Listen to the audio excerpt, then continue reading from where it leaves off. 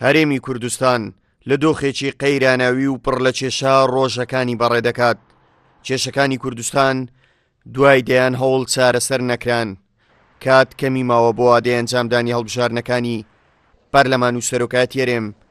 ئەگەر هەڵبژارنەکان لە وادەی خۆی ئەنجام بدرێن، زۆر بەیلایەنەکان وای دەبینن کێشەکان چارەسەر دەکرێن.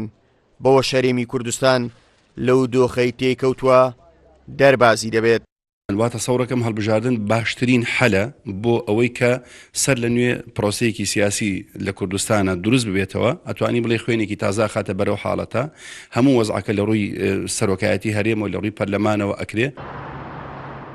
بۆ هەرێمی کوردستان لە دۆخێکی وا قەیرانەوی و پڕ لە کێشەی سیاسی و یاسایی و لێکترازانی نێوماڵی کوردی، ئەنجامدانی هەڵبژاردن لە وادەی خۆی بە ئەستەم دەبیندرێت. بەشێک لەلایەنە سیاسیەکان باشتری دەبینن کێشەکان چارەسەر بکرێن و پارلەمان کارا بکرێتەوە، ئەو کات هەڵبژاردن لە هەرێمی کوردستان ئەنجام بدرێت.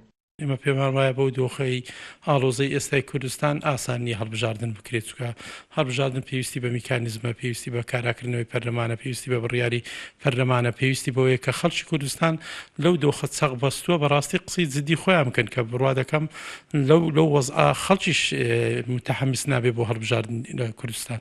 بە گوێرەی یاسایی هەڵبژاردنەکان لە مانجی تشرینی دووەم وادەی هەڵبژاردننی پەرلەمان و سەرۆکایەتی هەرێما کە بۆ ماوەی چەند ساڵێک دەبێت لە کوردستان کێشەی سەرۆکایەتی هەرێمێ و چارەسەر نەکراوە، پەرلەمانیش بۆ 2 ساڵ دەچێت پەخراوە. ئێستا بەشێکی زۆر لە حزبەکانی کوردستان ئەنجامدانی هەڵبژاردن بە دەرچەیەکی باش دەبینن بۆ چارەسەرکردنی و کێشانە. بەشێکی تریش پێیان وایە دەبێت پێش هەڵبژاردن ئەو کێشانە چارەسەر بکرێن.